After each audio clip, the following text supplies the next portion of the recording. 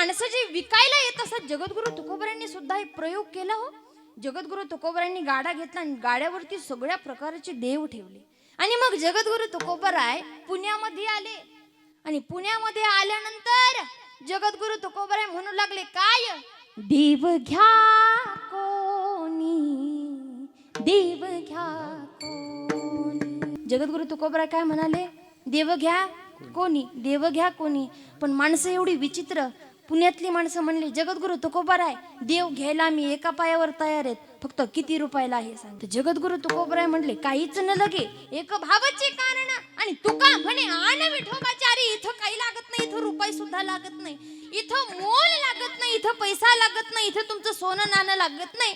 आणि जेव्हा माणसाला कळालं की फुकट आहे, माणसं म्हणाले माल खराब आहे. पण जगद्गुरु तुकोबराय हसले आणि जगद्गुरु तुकोबराय म्हटले, याचा एवढा प्युअर माल जगात दुसरा कोणताच नाही.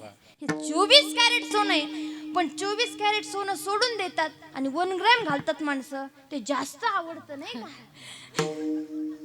ऐका, मला सांगायचं एवढंच की 24 कॅरेट अर्थात भगवान पांडुरंग परमात्मा आणि 1 ग्रॅम म्हणजे हा संसार आहे. संसाराच्या नावामध्ये अडकतात माणसं आणि एकदा अडकले की असे अडकतात, पुन्हा तिथून सुट्टी